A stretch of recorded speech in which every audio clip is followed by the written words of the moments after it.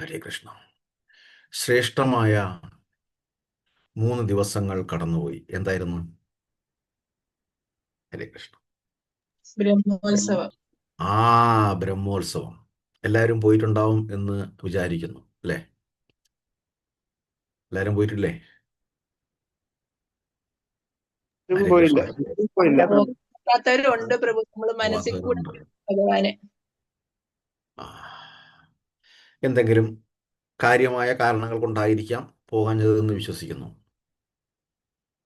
അതെ പ്രഭു. ഹരേ കൃഷ്ണ. ഞാൻ വീണ്ടും പറയുന്നു, ദശമസ്കന്ധം 46-ാമത്തെ അധ്യായം 31-ാമത്തെ ശ്ലോകം. തിരുവനന്തപുരം ഇസ്കോൺ കൃഷ്ണ ബലരാം ക്ഷേത്രവുമായിട്ട് ബന്ധപ്പെട്ട ആ അർച്ചവിഗ്രഹങ്ങളുമായിട്ട് ബന്ധപ്പെട്ട ശ്ലോകമാണ്. അതുകൊണ്ട് തന്നെ അർച്ചവിഗ്രഹം വളരെ ശ്രേഷ്ഠമാണ്. ആ അർച്ചവിഗ്രഹത്തിൽ അല്ലെങ്കിൽ ഭഗവാനെ അവിടെ പോയി ദർശനം എടുക്കുക എന്നുള്ളത് വളരെ പ്രധാനപ്പെട്ട കാര്യമാണ്. എപ്പോഴെങ്കിലും ഒക്കെ പോകണം, സമയം കിട്ടുമ്പോഴൊക്കെ പോവുക. അതുകൊണ്ട് തന്നെ നാളെ ഒരു കാലത്ത് ഈ അർച്ചവിഗ്രഹം, അതായത് ഈ ക്ഷേത്രം, ലോകം മുഴുവൻ അറിയപ്പെടും. ഇന്ന് ബ്രഹ്മോത്സവത്തിൽ എത്ര പേര് പങ്കെടുത്തുവോ അതുപോലെ തന്നെ നാളെ ഒരു കാലത്ത് എല്ലാ ദിവസവും അത്രയും ജനം ഈ ക്ഷേത്രത്തിലുണ്ടാകും. ഏതോ ഹി വിശ്വസ്യ ച ബീജയോനി രാമോ മുകുന്ദ പുരുഷ പ്രധാനാം അന്വീയഭൂതേഷു വിലക്ഷണസ്യ ജ്ഞാനസ്യ ചേസാദ ഇമോ പുരാണോ. ഞാൻ കഴിഞ്ഞ പ്രാവശ്യം നമ്മൾ ചൊല്ലി, അതുകൊണ്ട് തന്നെ എടുക്കാമോ? ദശമസ്കന്ധം പ്രഭു ദശമസ്കന്ധം 2ാം ഭാഗമാണോ? എടുത്ത് പ്രഭു. ആയിരിക്കാം. വായിച്ചാട്ടെ. എത്രാം രണ്ടാം ഭാഗം? ഭാഗമാണ്. 10:46-31. ഹരേ കൃഷ്ണ. മൂന്നാം ഭാഗമാണ്. വായിച്ചാട്ടെ. ഓം നമോ ഭഗവതേ വാസുദേവായ. ഏതൗ ഹി വിശ്വസ്യ ച ബീജയോനി രാമോ മുകുന്ദ പുരുഷ പ്രധാനം അന്വീയ ഭൂതേഷു വിലക്ഷണസ്യ ജ്ഞാനസ്യ ചേഷാദ ഇമൗ പുരാണോ. ഹരേ കൃഷ്ണ. വിവർത്തനം ശ്രീ പ്രഭുപാദർ കി ജയ്. ഹരേ കൃഷ്ണ. ഈ പ്രപഞ്ചത്തിന്റെ ബീജവും യോനിയും സൃഷ്ടാവും സ്വർഗശക്തിയുമാണ് ഈ ഭഗവാന്മാരായ മുകുന്ദനും ബലരാമനും. ജീവാത്മാക്കളുടെ ഹൃദയങ്ങളിൽ പ്രവേശിച്ച് അവരുടെ ബദ്ധമായ ബോധത്തെ നിയന്ത്രിക്കുന്ന പുരാണ പുരുഷന്മാരാണവർ. ഹരേ കൃഷ്ണ. ഹരേ കൃഷ്ണ. വളരെ സന്തോഷം. അതുകൊണ്ട് തന്നെ ഈ അർച്ചവിഗ്രഹങ്ങൾക്ക് വളരെ ശ്രേഷ്ഠതയുണ്ട്. ഭൂമിയുടെ ഈ പ്രപഞ്ചത്തിന്റെ മുഴുവൻ നിലനിൽപ്പും ഈ ശ്രീകൃഷ്ണ ബലരാം ക്ഷേത്രത്തിലാണ്. ഹരേ കൃഷ്ണ. നമ്മൾ കഴിഞ്ഞ ആഴ്ച ചർച്ച ചെയ്തു കൊണ്ടുപോയ ഭാഗങ്ങൾ ഏതായിരുന്നു? പ്രഭു, ഇന്ന് വായിക്കേണ്ടത് സ്കന്ധം 10-ലെ 81-ാമത്തെ അധ്യായത്തിൽ 5-ാമത്തെ ശ്ലോകമാണ്. 81. അതായത് 4-ാമത്തെ ശ്ലോകം നമ്മൾ പറഞ്ഞു നിർത്തി. ഭഗവത്ഗീതയിലെ അതേ ശ്ലോകം ഭഗവാൻ ആവർത്തിച്ച് നമ്മൾ എടുത്ത് പറയുന്നു. ഏതാണ് പറഞ്ഞത്?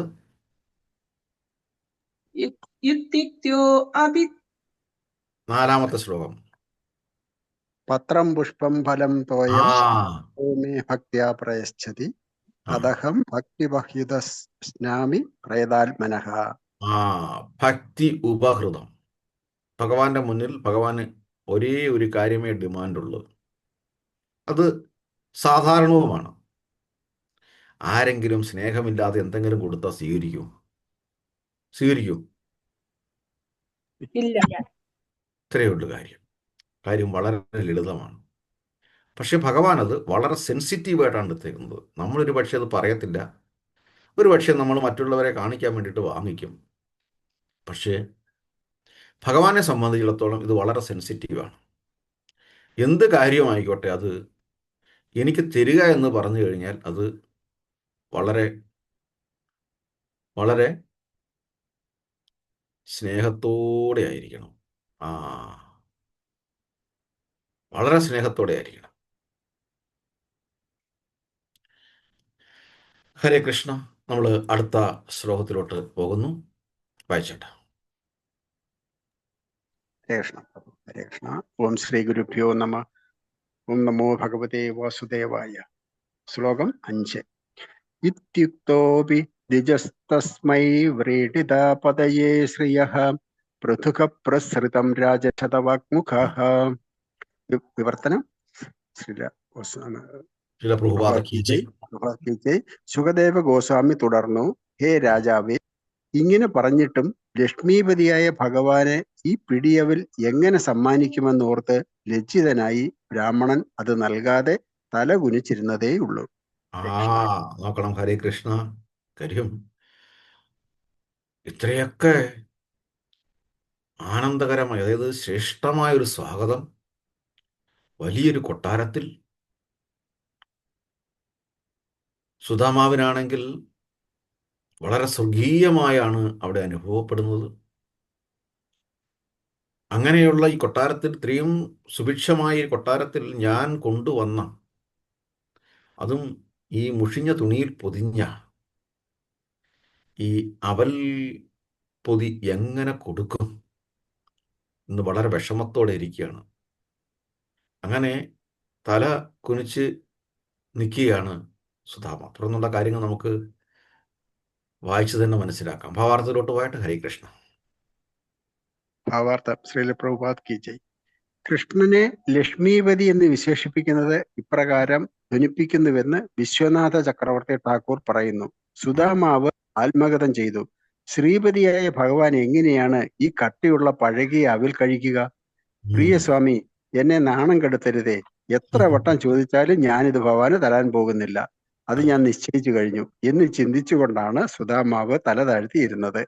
ഇവിടേക്ക് വരുമ്പോൾ അങ്ങ് മനസ്സിൽ കരുതിയ ലക്ഷ്യം നിറവേറാതെ പോകരുത്, കാരണം അങ്ങന്റെ ഭക്തനാണ് എന്ന ചിന്ത കൊണ്ട് കൃഷ്ണൻ അതിനെ പ്രതിരോധിച്ചു.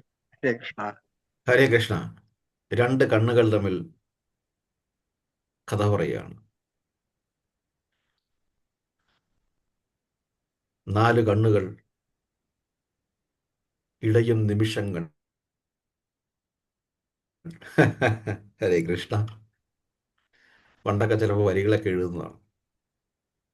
4 കണ്ണുകൾ ഇടയും നിമിഷങ്ങൾ. ആ ഒരു സെൻസിറ്റീവായിട്ടുള്ള മൊമെന്റ്സ് ആണ് പോയിക്കൊണ്ടിരിക്കുന്നത്. ഇതുപോലെ 4 കണ്ണുകൾ തമ്മിൽ കഥ പറയുമായിരുന്നു. എവിടായിരുന്നു? കൃഷ്ണ, ഇന്നെങ്കിലും നീ എന്നെ ഒന്ന് അനുഗ്രഹിക്കണേ, അതായത് വധിക്കണേ അങ്ങയുടെ കൈകൊണ്ട്.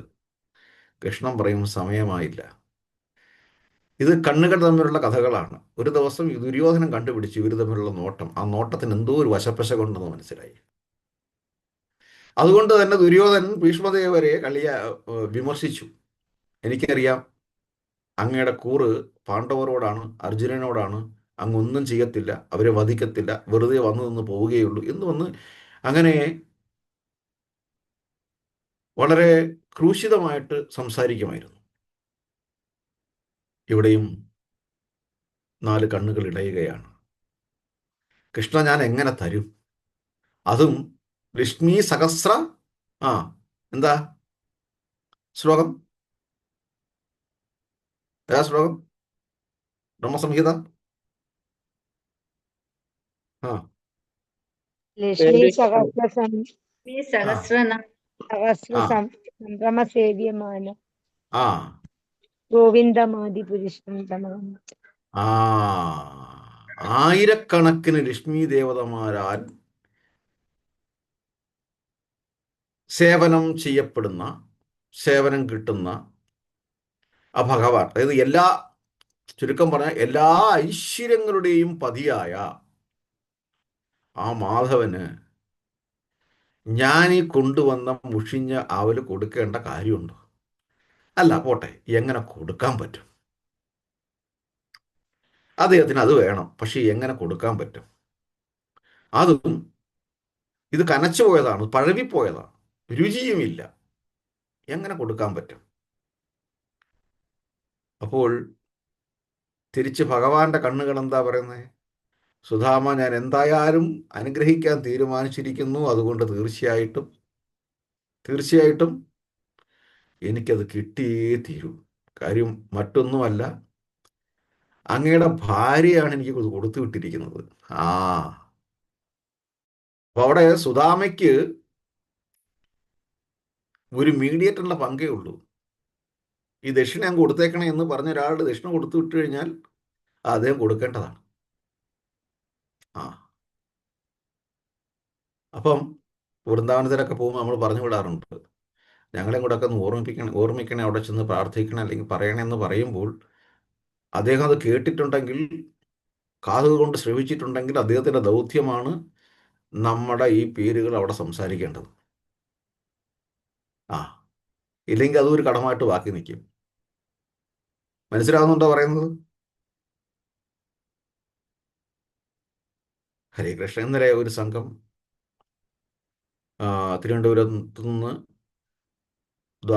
ഇന്ന് രാവിലെ അല്ലേ ദ്വാരകയിലേക്ക് പോകുന്നു അല്ലേ പ്രഭു? അതെ ഹരേ പ്രഭു. എത്ര ദിവസത്തെയാണ്? ശരി. അപ്പോൾ ഇതൊക്കെ പോകുമ്പോൾ നമ്മളത് പറയുന്നു കഴിഞ്ഞാൽ നമ്മുടെ ആ പ്രാതിനിധ്യം, ഭഗവാനോടുള്ള സ്നേഹം എല്ലാം അവിടെ പ്രകടിപ്പിക്കുകയാണ്. സോ ആൻഡ് സോ റീസൺ, ചില സാങ്കേതിക കാരണങ്ങളെ വരാൻ സാധിച്ചില്ല. പക്ഷേ ഈ ഭക്തൻ അങ്ങേ പ്രത്യേകം ചോദിച്ചിട്ടുണ്ട്, അന്വേഷിച്ചിട്ടുണ്ട്. അങ്ങയോടുള്ള ആ സ്നേഹാന്വേഷണം ഞാനിവിടെ സമക്ഷം അറിയിക്കുന്നു. ഇത് പറയണം, ഇത് അവരുടെ കടപ്പാടാണ്. എന്ത് മാത്രമല്ല, ഇങ്ങനെ തീർത്ഥസ്ഥലങ്ങളിൽ ഭഗവത് ധാമങ്ങളിൽ പോയിട്ട് തിരിച്ചു വരുന്ന ഒരു വ്യക്തിയുടെ അടുത്ത് നമ്മൾ ചെല്ലണം. ആ ഗൃഹത്തിൽ നമ്മൾ ചെല്ലണം. ആ ഗൃഹത്തിൽ ചെന്ന് അവരുടെ പാദങ്ങളിൽ തൊട്ട് നമസ്കരിക്കണം. പ്രായഭേദമന്യേ, ഒരു പക്ഷേ കുട്ടിയാകാം, ഒരു പക്ഷേ മുതിർന്നവരാകാം. കാര്യം ഭഗവത് ധാമത്തിൽ ചെന്ന് അവിടുത്തെ ആ ഭൂമിയിലെ രേണുക്കളുമായിട്ടാണ് ആ പാദങ്ങൾ ഇവിടെ എത്തിയിരിക്കുന്നത്. ആ പാദങ്ങളിൽ തൊട്ട് നമസ്കരിക്കുമ്പോൾ ആ ഭഗവത് ധാമത്തിൽ സന്ദർശിച്ച അതേ ഫലം നമുക്ക് കിട്ടും. ഇനി അവിടെ സന്ദർശിച്ചിട്ട് വന്ന ആ ഭക്തന്മാരുടെ കടമ എന്ന് പറയുന്നത്, ഉത്തരവാദിത്വം എന്ന് പറയാൻ പാടില്ല, കടമ എന്ന് പറയുന്നത്, കമ്മിറ്റ്മെന്റ്, കടമ എന്ന് പറയുന്നത് ഭഗവത് ധാമങ്ങളിൽ പോയി സന്ദർശിച്ച വിശേഷം പറയുക എന്നുള്ളതാണ്. തിരിച്ചു പറയണം. അവിടെ ഇരുന്ന് സമക്ഷം ക്ഷമയോടെ ഇത് കേൾക്കുകയും അന്യോന്യം സംസാരിക്കുകയും വേണം. വെറുതെ പോയി വരികയല്ല. മനസ്സിലാകുന്നുണ്ടോ? വലിയൊരു പ്രൊജക്ട് റിപ്പോർട്ടുമായിട്ടാണ് തിരിച്ചു വരേണ്ടത്. ഭഗവാന്റെ അംഗലാവണ്യങ്ങൾ, ആ ധാമത്തിൽ സഞ്ചരിക്കുമ്പോൾ ഉണ്ടാകുന്ന അനുഭവങ്ങൾ, ഇതെല്ലാം വന്ന് മറ്റുള്ളവരുമായിട്ട് ആ വിശേഷങ്ങൾ പങ്കിടണം എന്നർത്ഥം. കേൾക്കുന്നുണ്ടതെല്ലാം?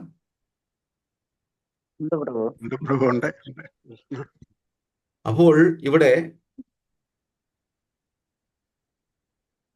സുധാമ എടുത്ത് ഭഗവാൻ പറയുകയാണ്, തീർച്ചയായിട്ടും എനിക്കത് കിട്ടിയേ പറ്റൂ. ഹരേ കൃഷ്ണ. അടുത്ത ശ്ലോകത്തിലോട്ട് നമുക്ക് പോകാം. അടുത്ത 2 ശ്ലോകം ഒന്നിച്ചാണ് 6ഉം 7ഉം. അത് ആരെങ്കിലും വേറെ റെഡി ആയിട്ടുണ്ടെങ്കിൽ അവർക്ക് വായിക്കാൻ അവസരം കൊടുക്കാമല്ലോ പ്രഭു. ഹരേ കൃഷ്ണ പ്രഭു. വായിക്കാം പ്രഭു. ഹരേ കൃഷ്ണ. ഓം നമോ ഭഗവതേ വാസുദേവായ.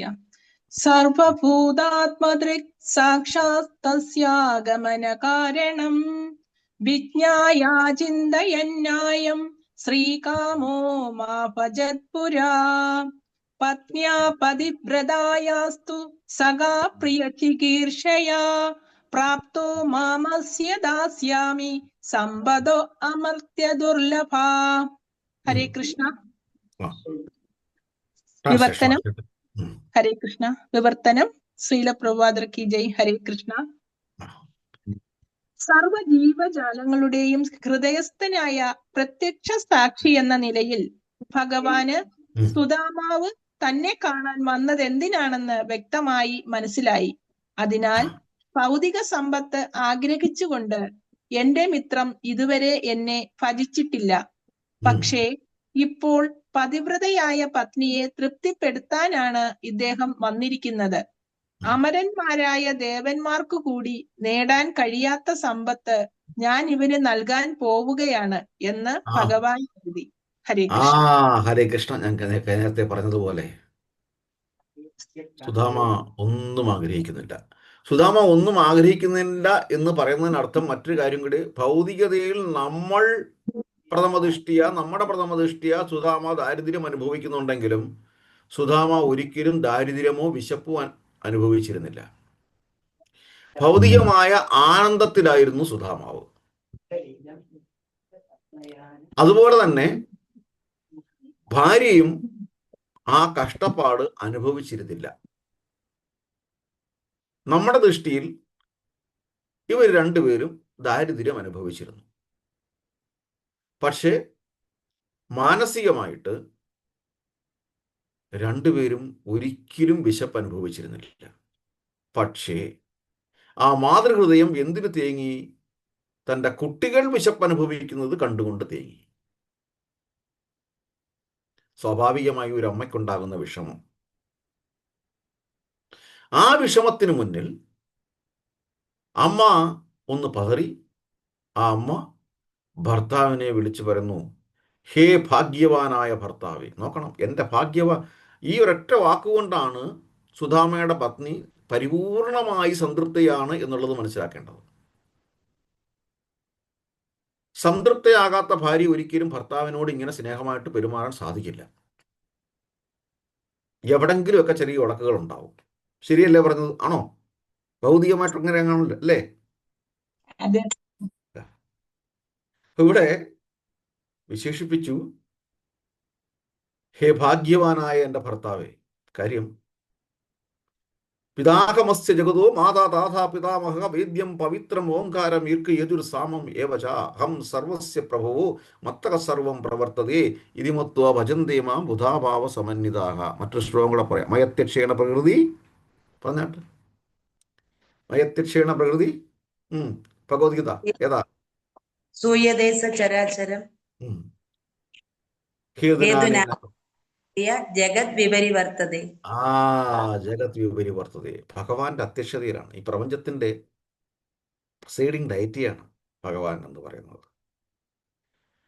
അങ്ങനെയുള്ള ആ ഭഗവാന്റെ, കൃഷ്ണന്റെ സതീർഥ്യനാണ് എൻ്റെ ഭർത്താവ്.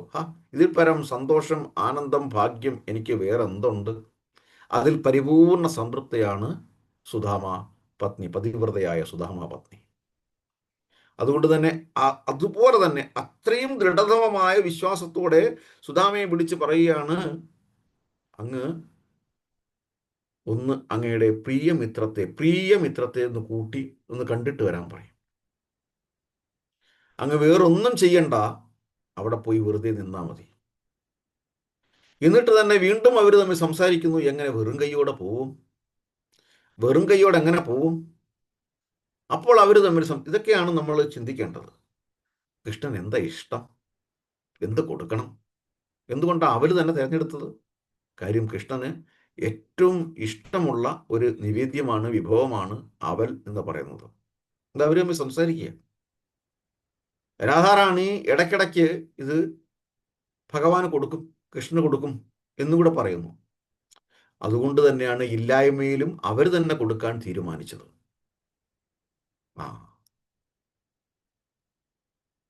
അവര് കൊടുത്തു വിട്ടത് ആരാ? പത്നിയാണ്. ഇതെല്ലാം ആ ഒരൊറ്റ നിമിഷത്തെ രണ്ടുപേരുടെയും കണ്ണുകളിൽ സംസാരിക്കുകയാണ്. മുഴുവൻ കറസ്പോണ്ടൻസും ആ കണ്ണുകളിലുണ്ട്. സുധാമ, നിന്റെ എഴുന്നു നിന്ന ഞരമ്പുകളിലൂടെ എനിക്ക് മനസ്സിലാവും അങ്ങയുടെ കാര്യം അത്ര സുഖകരമല്ല എന്നുള്ളത്. എങ്കിൽ പോലും അങ്ങ് ഭൗതികമായി ഒന്നും ആഗ്രഹിക്കുന്നില്ല. പക്ഷേ പതിവ്രതയായ ഭാര്യയുടെ വിശ്വാസത്തോടെയും വിശ്വാസം കൊണ്ടും അവരുടെ അഭ്യർത്ഥന കൊണ്ടുമാണ് അങ്ങ് ഇവിടെ വന്നിരിക്കുന്നത്. എനിക്കറിയാം. എന്തായി കഴിഞ്ഞാലും ഞാൻ അങ്ങയെ അനുഗ്രഹിക്കാൻ തീരുമാനിച്ചു കഴിഞ്ഞു. അപ്പം സുധാമ ഇവിടെ വരുന്നതിന് മുന്നേ തന്നെ ഭഗവാൻ അവിടെ തീരുമാനിച്ചു. എൻ്റെ സതീർത്ഥൻ ഇവിടെ വരാൻ പോവുകയാണ്. തീർച്ചയായിട്ടും ഞാൻ ഇതുപോലെ മുൻകൂട്ടി പറഞ്ഞതാണ് കുരുക്ഷേത്ര യുദ്ധത്തിൽ അർജുൻ്റെ അടുത്ത്, അർജുന, നീ യുദ്ധം ചെയ്താലും ചെയ്തില്ലെങ്കിലും എന്താ, യുദ്ധം ചെയ്താലും ചെയ്തില്ലെങ്കിലും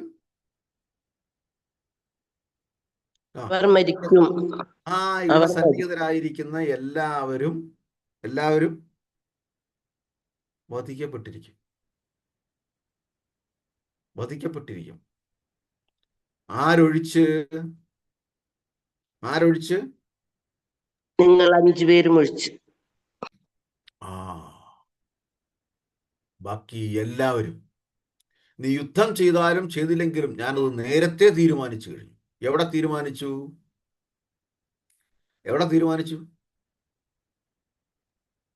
ദ്രൗപദി അമ്മയെ അപഹാസ്യതയാക്കിയ നിമിഷം തന്നെ, ഇല്ലേ? കംസനെ വധിച്ചിരിക്കുമെന്ന് എവിടെ തീരുമാനിച്ചു?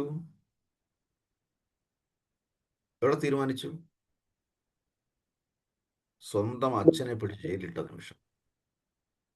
ഇത്രയുള്ള കാര്യം. നമ്മൾ ഓരോന്നും നോക്കണം. ഭഗവാൻ ഇഷ്ടപ്പെടാത്ത കാര്യങ്ങൾ നമ്മൾ എടുത്തെടുത്ത് നമ്മൾ മനസ്സിലാക്കണം. ഒരച്ഛനോടാണ്, ഒരമ്മയോടാണ് മകൻ അല്ലെങ്കിൽ മകൾ പെരുമാറുന്നത്. പൊറുക്കുമോ? ഭഗവാൻ പൊറുക്കുമോ? ഇതാണ് നമ്മൾ ജീവിതത്തിൽ മനസ്സിലാക്കേണ്ട കാര്യങ്ങൾ. ഫിസിക്കലി എനിക്ക് അനുഭവപ്പെട്ട ചില കാര്യങ്ങളുണ്ട്. ഇതൊക്കെ നമ്മൾ പിൽക്കാലങ്ങളിൽ ആത്മീയതയിലൂടെ പോകുമ്പോൾ നമ്മൾ ഇതിനെ വീണ്ടും റിവ്യൂ ചെയ്യും. എന്തുകൊണ്ടാണ് ആ കുടുംബത്തിന് ഇങ്ങനെ ഒരു പതനം സംഭവിക്കാൻ സാധിച്ചത്? എന്തായിരിക്കും കാരണങ്ങൾ? ഒരുപക്ഷെ നമ്മുടെ ചിന്തകളുടെ പരിപൂർണമായ ഉത്തരങ്ങൾ അല്ലെങ്കിൽ കൂടി ഒരുപക്ഷെ ഏതാണ്ടൊക്കെ ഈ നമ്മുടെ സ്പിരിച്വൽ ആത്മീയതയുമായിട്ട് അല്ലെങ്കിൽ ഭഗവാന്റെ കറസ്പോണ്ടൻസുമായിട്ട് നമുക്ക് ലിങ്ക് ചെയ്യാൻ സാധിക്കും.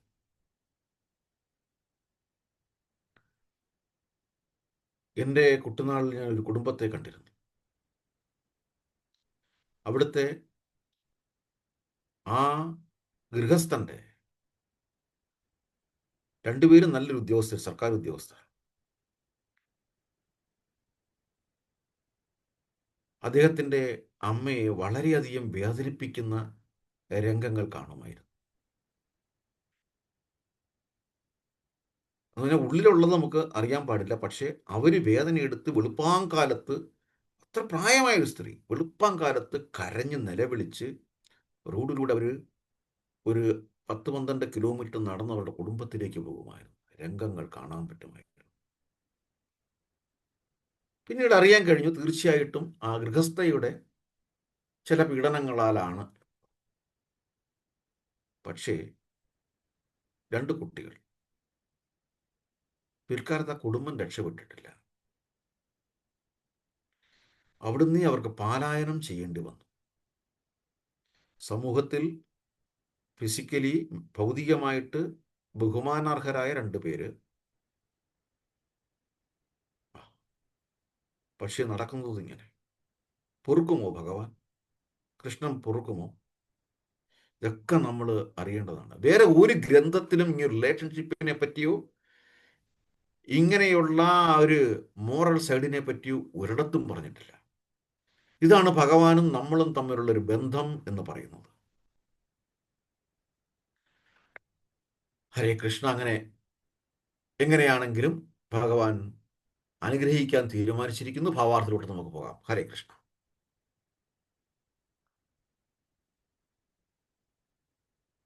ഭാവാർത്ഥം വായിച്ചിട്ട് മാതാജി. ഹരേ കൃഷ്ണ. ഭാവാർത്ഥം. ശ്രീല പ്രഭുപാദർ കി ജയ്. ഹരേ കൃഷ്ണ.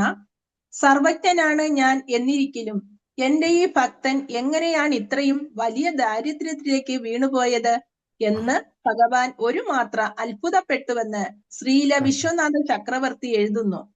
അനന്തരം പെട്ടെന്ന് സ്ഥിതിവിശേഷം മനസ്സിലാക്കിയിട്ട് മേൽപ്പറഞ്ഞ ശ്ലോകത്തിലെ വാക്കുകൾ സ്വയം പറഞ്ഞു. ഗൂഢലക്ഷ്യങ്ങളൊന്നുമില്ലാത്ത ഒരു ഭക്തന് പോലും ഭഗവത് ഭക്തിയുത സേവനത്തിന്റെ ഉപോത്പന്നമായി ഉചിതമായ സുഖം താനെ വന്നു ചേരുമെന്നിരിക്കെ സുധാമാവ് ഇങ്ങനെ ദാരിദ്ര്യം കൊണ്ട് കഷ്ടപ്പെടാൻ പാടില്ലായിരുന്നുവെന്ന് ആരെങ്കിലും ചൂണ്ടിക്കാണിച്ചേക്കാം. ഇക്കാര്യം ഭഗവത്ഗീതയിലും സ്ഥിരീകരിക്കുന്നുണ്ട്. അനന്യാ ചിന്തയന്തോ മാം യേ ജനാ പര്യുപാസതേ തേഷാം നിത്യാഭിയുക്താനാം യോഗക്ഷേമം വഹാമ്യഹം. എന്റെ ദിവ്യരൂപത്തെ ധ്യാനിച്ചുകൊണ്ട് പൂർണ്ണമായ ഭക്തിയോടെ ആരാണോ എന്നെ എല്ലായ്പ്പോഴും ആരാധിക്കുന്നത് അവർക്ക് വേണ്ടുന്നതെല്ലാം ഞാൻ നൽകും. അവർക്കുള്ളതെല്ലാം ഞാൻ നിലനിർത്തുകയും ചെയ്യും. ഈ പറഞ്ഞതിന് ഉത്തരം അറിയണമെങ്കിൽ പരിത്യാഗികളായ ഭക്തർ 2 തരത്തിലുണ്ടെന്ന് തിരിച്ചറിയണം. ഒരു കൂട്ടർ ഇന്ദ്രിയ സുഖങ്ങളെ വെറുക്കുന്നവരാണ്. മറ്റേ കൂട്ടർ അതിനോട് ഉദാസീനത പുലർത്തുന്നവരും. ലൗകിക സുഖങ്ങളോട് അങ്ങേയറ്റം വെറുപ്പുള്ളവരുടെ മേൽ ഭഗവാൻ അവ അടിച്ചേൽപ്പിക്കുന്നില്ല. ജഡഭരതനെ പോലുള്ള മഹാത്യാഗികളുടെ കാര്യത്തിൽ ഇത് ദൃശ്യമാണ്. പ്രഹ്ലാദ മഹാരാജാവിനെ പോലെ ഭൗതിക വസ്തുക്കളോട് ആകർഷണമോ വെറുപ്പോ ഇല്ലാത്ത ഭക്തന്മാർക്ക് ഭഗവാൻ നിസ്സീമമായ സമ്പത്തും അധികാരവും നൽകിയേക്കാം. നാളിതുവരെ സുദാമാവിന് ഇന്ദ്രിയ സുഖങ്ങളോട് കടുത്ത വിരോധമായിരുന്നു. പക്ഷേ ഇപ്പോൾ വിശ്വസ്തനായ പത്നിയോടുള്ള സഹാനുഭൂതിയും കൊണ്ടും ഭഗവാന്റെ ദർശനം കിട്ടാൻ കൊതിച്ചതുകൊണ്ടും അദ്ദേഹം ഭഗവാനോട് യാചനയുമായി എത്തിയതാണ്. ഹരേ കൃഷ്ണ. ഹരേ കൃഷ്ണ. നമ്മൾ എന്ത് മനസ്സിലാക്കി ഇതിനകത്ത്? എന്താ മനസ്സിലാക്കിയത്? 2-3 കഥാപാത്രങ്ങൾ ഇവിടെ അവതരിപ്പിച്ചു. ഏതൊക്കെയാ?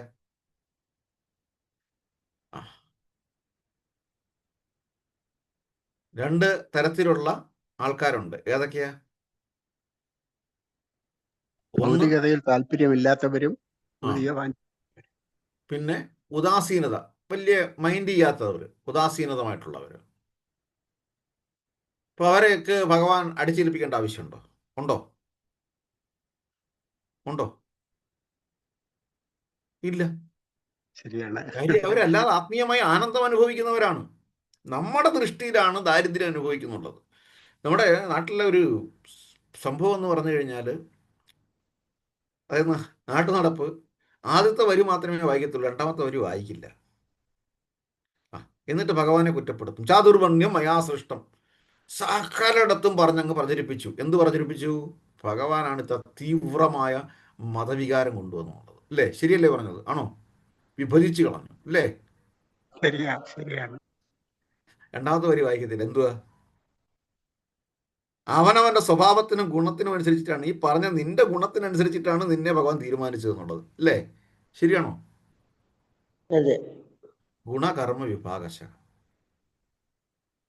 പത്രം പുഷ്പം ഫലം തോയം യോമേ ഭക്തിയെ പ്രേച്ഛതി തദഹം ഭക്തി ഉപകൃതം അശ്നാമി പ്രയതാത്മനഃ എന്ന് നമ്മൾ കഴിഞ്ഞ ശ്ലോകത്തിൽ പഠിച്ചു. എന്തുകൊണ്ടാണ് ഭഗവാൻ പറഞ്ഞത്? ഭഗവാന് വേണ്ടിയിട്ടാണോ? ഭഗവാന് വേണ്ടിയിട്ടാണോ? എന്തിനു വേണ്ടിയിട്ടാ? ഭഗവാൻ അത്രയും അനുകമ്പാർദ്രനായത് കൊണ്ടാണ്. അടുത്ത ശ്ലോകത്തിൽ എന്താ പറയുന്നത്? അതിന്റെ കണ്ടിന്യൂഷൻ. അങ്ങനെയാണെങ്കിൽ ശുഭ അശുഭ ഫലൈരേവേർ. വായിച്ചേട്ടെ.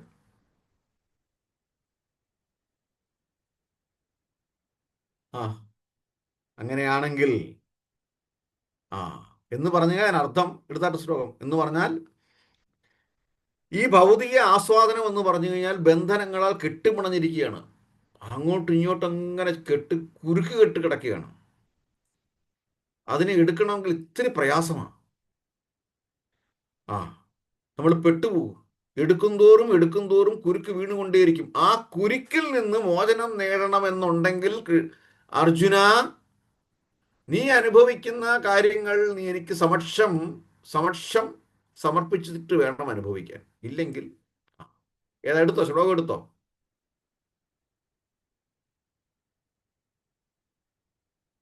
ശ്ലോകം എടുത്തായിരുന്നു?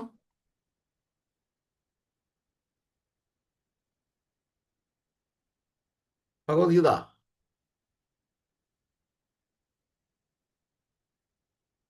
9:27. 9:27.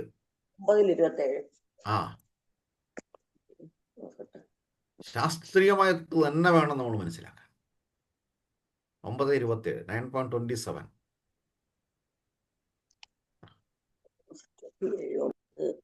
അപ്പൊ അതെടുക്കുമ്പോഴത്തേന് അപ്പൊ അങ്ങനെ ഇവിടെ ഭഗവാൻ 2 വിഭാഗങ്ങളായിട്ട് സ്ഥിരീകരിക്കുന്നു. അപ്പൊ അതുകൊണ്ട് ഒരിക്കലും, ഇവിടെയും നമ്മുടെ നാട്ടു നടപ്പെന്ന് പറഞ്ഞു കഴിഞ്ഞാൽ സുധാമി ഒരു ദരിദ്ര നാരായണനാക്കി മാറ്റുകയാണ്. ദാരിദ്ര്യം അനുഭവിക്കുന്നത്. എന്നിട്ട് നമുക്ക് ഇരട്ടപ്പേര് വിടും കുചേരൻ എന്നുള്ളത്. ഇത്രയും അപരാധമുണ്ടോ? വീണ്ടും വീണ്ടും പറയുകയാണ് ഒരിക്കലും ആ പദം ഉപയോഗിക്കാൻ പാടില്ല. ഈ 2 അധ്യായത്തിൽ ഒരേ ഒരിടത്ത് ഒരേ ഒരു ശ്ലോകത്തിൽ മാത്രമേ ഉപയോഗിക്കുന്നുള്ളൂ. എന്ന് പറഞ്ഞാൽ അഴുകിയ കീറിയ വസ്ത്രവുമായി ധരിച്ചു വന്നു എന്ന് മാത്രമേ അവർ പറഞ്ഞിട്ടുള്ളൂ കുചേല എന്നുള്ളത്. വേറെ ഒരിടത്തും ഭഗവാൻ സുദാമയെ ദരിദ്രനായിട്ട് അഭിസംബോധന ചെയ്തിട്ടില്ല. ആത്മീയമായി ഇത്രയും വലിയ റിച്ചസ്റ്റ് പേഴ്സൺ ആയിരുന്നു, പണക്കാരനായിരുന്നു, പ്രമാണിയായിരുന്നു. ആര് ആര് സുധാമ. ഒരിക്കലും വിശപ്പ് അനുഭവിച്ചിരുന്നില്ല, ദാരിദ്ര്യം അനുഭവിച്ചിരുന്നില്ല. പക്ഷെ ഇന്നിവിടെ വന്നു നിൽക്കുന്നത് ഭാര്യയുടെ ദൃഢമായ വിശ്വാസം കൊണ്ടാണ്. അപ്പോൾ ആ വിശ്വാസത്തെ പ്രഹ്ലാദ മഹാരാജന്റെ അടുത്ത് ചോദിച്ചു, നീ വിളിക്കുന്ന ഈ നാരായണൻ എവിടെയുണ്ട് എന്ന് കാണിച്ചതാ. പ്രഹ്ലാദൻ പറഞ്ഞു കൊടുത്തു, എല്ലായിടത്തും ഉണ്ട്, എല്ലായിടത്തും ഉണ്ട്. വീണ്ടും വളരെ ആക്രോശത്തോടെ, അങ്ങനാണെങ്കിൽ ഈ തൂണിനകത്ത് നിനക്കൊന്ന് കാണിച്ചു തരാമോ എന്ന് ചോദിക്കും. ആ ഒരു വിശ്വാസം, അചഞ്ചലമായൊരു വിശ്വാസത്തെ സംരക്ഷിക്കാൻ, ആ വിശ്വാസത്തെ സംരക്ഷിക്കാൻ ഭഗവാൻ ബാധ്യസ്ഥനായി. അതാണ് ഭഗവാൻ അഹം ഭക്ത പരാധീന. എന്താ പറഞ്ഞത്? ഭഗവാൻ കണ്ടീഷണൽ സോൾ അല്ല, നമ്മൾ മാത്രമാണ് കണ്ടീഷണൽ സോൾ. ഭഗവാൻ അൺകണ്ടീഷണൽ സോളാണ്. പക്ഷേ എന്നാൽ വളരെ ഒരു നമുക്ക് കൺഫ്യൂസ്ഡ് വേർഡ്സ് ആണ് ഇതെല്ലാം. ഒരു ശിഷ്യ ബന്ധത്തിലൂടെ മാത്രമേ ഇതെല്ലാം നമുക്ക് മനസ്സിലാക്കാൻ സാധിക്കത്തുള്ളൂ. വൈരാധ്യാത്മികമായ പ്രസ്താവനകൾ. അതേസമയം ഞാൻ ബന്ധനസ്ഥനുമാണ്. എങ്ങനെ ബന്ധനസ്ഥനാണ്? ഭഗവാന്റെ ഭക്തന്മാരുമായിട്ട് ബന്ധനസ്ഥനാണ്. അതുകൊണ്ട് തന്നെ 16,108 ഭാര്യമാരെ ഉപേക്ഷിച്ചിട്ട് ഭഗവാൻ എങ്ങോട്ട് പോയി?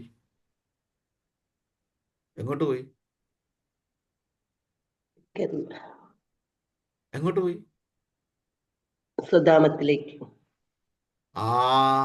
എങ്ങോട്ട് പോയി? ആരുടെ കൂടെ പോയി?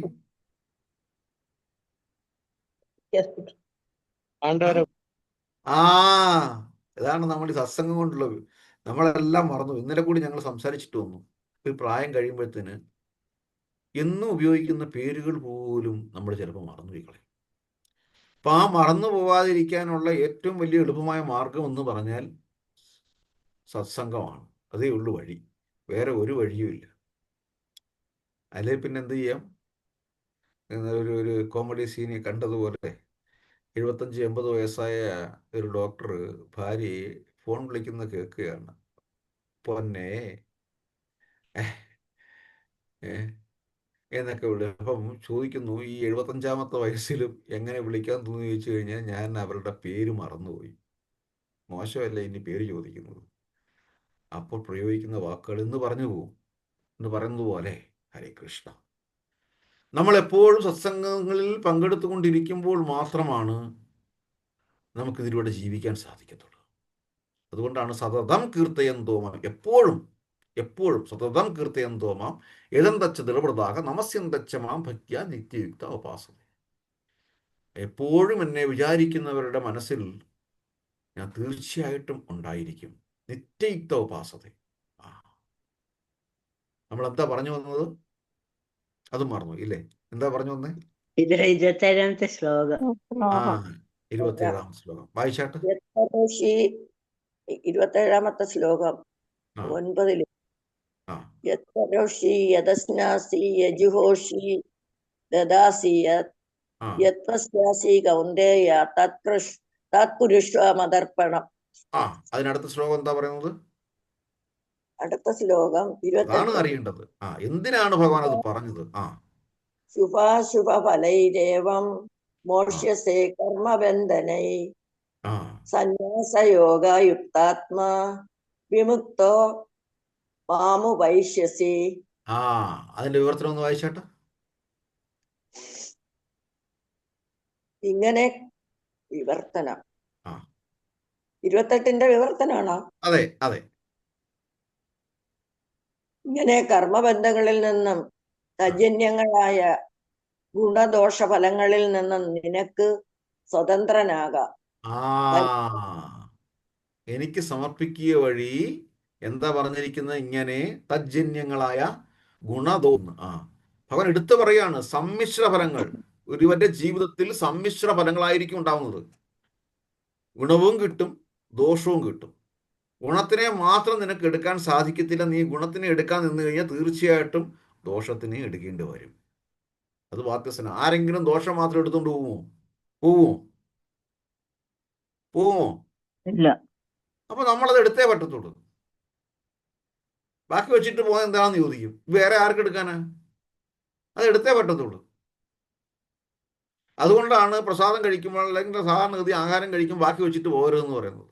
അത് ആര് കഴിക്കും? ആരും കഴിക്കില്ല. കഴിച്ചു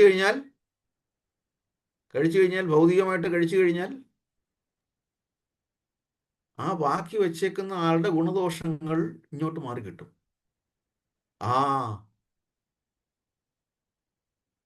അതുകൊണ്ട് ഇപ്പൊ 2 തരത്തിലാണ് അപ്പൊ ആഹാരം ബാക്കി വെക്കരുത് എന്ന് പറയുന്നത്. ഒന്ന്,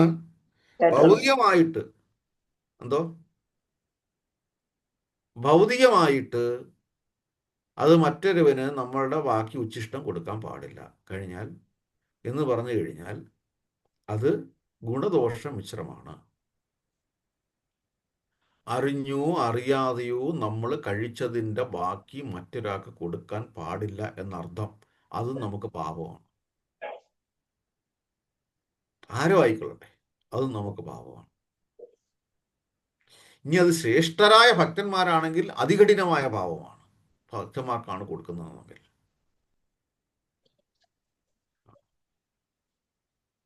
ഇനി രണ്ടാമത് പ്രസാദം ബാക്കി വെക്കാൻ പാടില്ലെന്ന് പറയുന്നത് വീണ്ടും ചിന്തിക്കണം. ഭഗവാന്റെ പ്രസാദം അത് എടുത്തു കളയാനുള്ളതല്ല. ആ പ്രസാദം നമുക്ക് കഴിക്കാനുള്ളതാണ്. ഭഗവാന് സമർപ്പിച്ച പ്രസാദം എനിക്ക് ഇത്രയും മതി, എനിക്ക് ഇത്രയും കഴിക്കാൻ സാധിക്കത്തുള്ളൂ, ഞാൻ എന്ത് ചെയ്യാനാ? പിന്നെ വാങ്ങിക്കാൻ പോകരുത്, വാങ്ങിക്കരുത്, കൊണ്ടുകളയും. ഇപ്പോൾ ഭഗവാന്റെ പ്രസാദത്തിനോട് കാണിക്കുന്ന അനാദരവ് 2 രീതിയിലാണ് പാപങ്ങൾ വരുന്നത്. ഭഗവാന്റെ പ്രസാദത്തിനോട് കാണിക്കുന്ന അനാദരവ്. ഇനി ഇത് രണ്ടും പോട്ടെ, ഇത് രണ്ടും മാറ്റി നിർത്ത്. നമ്മൾ ഈ പ്രസാദം ഭൗതികമായി പറഞ്ഞു കഴിഞ്ഞാൽ ആഹാരം കൊണ്ട് കളയുക എന്ന് പറഞ്ഞു കഴിഞ്ഞാൽ ഇത്രയും ബന്ധപ്പെട്ട ഒരു കൂട്ടം ആൾക്കാർ, പ്രസാദമാണ് ഒരു കൂട്ടം ഭക്തന്മാർ ഇരുന്ന് അത് കഷ്ണമാക്കി പാത്രത്തിലാക്കി അത് പാകം ചെയ്ത് എടുത്തു കൊണ്ടുവന്ന് ഭഗവാന് സമർപ്പിച്ച്, അല്ലെങ്കിൽ സമർപ്പിക്കാതിരുന്ന് നമ്മുടെ മുന്നിൽ കൊണ്ടുവന്നത് നമുക്ക് കളയാനാ? എന്നാ പിന്നെ അത് ആ കടയിൽ തന്നെ ഇരുന്നാൽ പോരായിരുന്നു. ശരിയല്ലേ പറഞ്ഞത്? ആണോ അല്ലേ?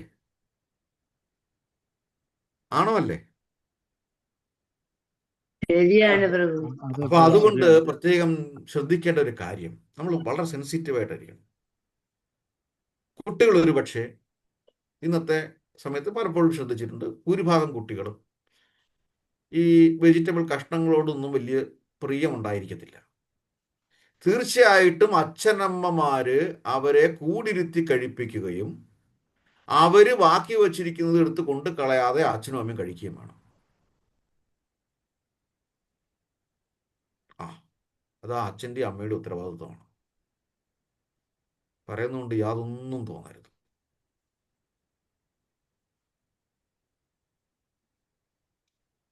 പറയുന്നത് ശരിയോ തെറ്റോ? ഞാൻ ചോദിക്കാനിരിക്കുവായിരുന്നു ഹരേ കൃഷ്ണ. കുഞ്ഞുങ്ങൾ കഴിച്ചതിന്റെ ബാക്കി വന്നാ എന്തോ ചെയ്യും? നമ്മൾ കഴിക്കുക ചെയ്യുന്നു ഹരേ കൃഷ്ണ. തീർച്ചയായിട്ടും അച്ഛനും അമ്മയ്ക്ക് കഴിക്കാമല്ലോ കുഞ്ഞുങ്ങളുടെ ബാലൻസ്. ഹരേ കൃഷ്ണ. ഹരേ കൃഷ്ണ പ്രഭു.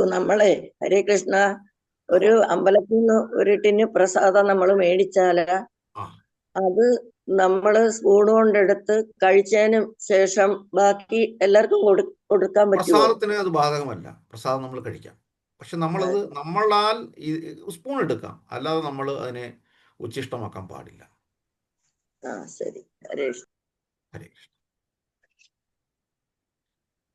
അപ്പം ഇതൊക്കെ നമ്മൾ ഒരു മിനിമം കാര്യങ്ങൾ, ഇതൊക്കെ വളരെ സെൻസിറ്റീവ് സബ്ജക്റ്റുകളാണ്. അതുകൊണ്ടാണ് ഭഗവാൻ ഇവിടെ പറഞ്ഞ അശുഭഫലയിരേയും ഗുണദോഷ സമ്മിശ്രങ്ങളിൽ നിന്ന്. ഇപ്പം ഭൗതികമായി ഇത്തരം കാര്യങ്ങൾ കെട്ടുപണഞ്ഞതാണെന്ന് ഭഗവാൻ നേരിട്ട് നമുക്ക് പറഞ്ഞു തരികയാണ്.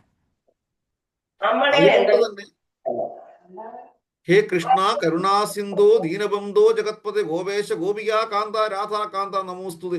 ഭഗവാൻ നമ്മൾ അനുകമ്പാർദ്രനാണ്. തേഷം ഏവം അനുകമ്പാർത്ഥം. ഭഗവാൻ എടുത്തു പറഞ്ഞിരിക്കുകയാണ്, തേഷം ഏവം അനുകമ്പാർത്ഥം. ഭഗവത്ഗീത വീണ്ടും ചതുശ്ലോകി ഭഗവത്ഗീത. തേഷം ഏവം അനുകമ്പാർത്ഥം അഹം അജ്ഞാനജന്തമഹ. എടുത്താട്ടെ.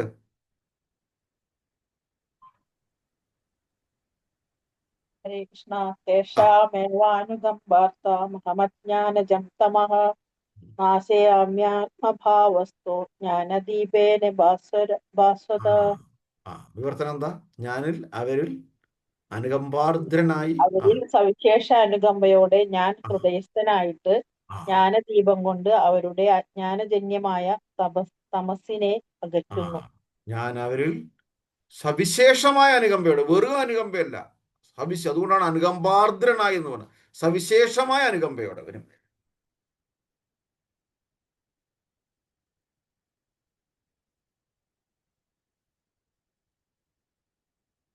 ഹരേ കൃഷ്ണ. അപ്പൊ നമ്മൾ അടുത്ത ശ്ലോകത്തിലോട്ട് പോകുന്നു. സമയം വാഞ്ചാകൽപതരൂപ സിന്ധൂപ്യേവച പതിതാനാം പാവനേഭ്യോ വൈഷ്ണവേഭ്യോ നമോ നമഃ. തുടർന്നുള്ള ശ്ലോകങ്ങൾ നമുക്ക്, ഇതിന്റെ ഭാവാർത്ഥം നമ്മൾ വായിച്ചില്ലായിരുന്നു, വായിച്ചു തീർത്തില്ലേ? ഹരേ കൃഷ്ണ. തുടർന്നുള്ള ഭാഗങ്ങൾ വീണ്ടും നമുക്ക് കാണാം. പക്ഷെ ഇതെല്ലാം വളരെ സെൻസിറ്റീവ് സബ്ജക്റ്റായിട്ട് എടുക്കണം. സ്പിരിച്വൽ മാറ്റി നിർത്തി കഴിഞ്ഞാൽ പോലും ഇതെല്ലാം വളരെ സെൻസിറ്റീവ് സബ്ജക്റ്റാണ്. അതായത് ഒരു ശരാശരി ഒരു മനുഷ്യൻ പാലിക്കേണ്ട ആവശ്യം പ്രൊസീജിയേഴ്സാണ് ഭഗവാനോട് പറഞ്ഞിരിക്കുന്നത്. ഹരേ കൃഷ്ണ. തീർച്ചയായിട്ടും എല്ലാവർക്കും ഈ അനന്തപത്മനാഭ സംഘത്തിലെ എല്ലാ ഭക്തന്മാർക്കും നന്ദി, ദണ്ഡോപ്രണാമം. കാര്യം ഇതെല്ലാം വീണ്ടും വീണ്ടും ഈ ഉള്ളവന് കൂടെ എനിക്ക് കൂടി ഓർമ്മിക്കാൻ ഉള്ളതാണ്. അതുകൊണ്ടാണ് വീണ്ടും വീണ്ടും ഇത് സംസാരിക്കുന്നത്. നമുക്ക് നമ്മളോട് തന്നെയുള്ള ഓർമ്മപ്പെടുത്തലുകളാണ് ഇതെല്ലാം. ഹരേ കൃഷ്ണ. ഹരേ കൃഷ്ണ.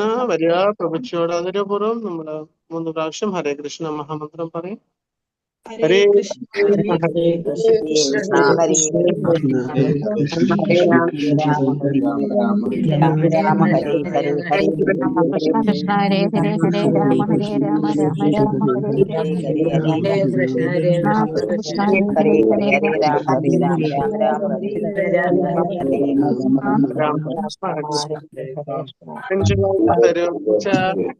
സിന്ധുപേവച പതിതാനാം ഭാവനേഭ്യോ വൈഷ്ണവേഭ്യോ നമോ നമഃ.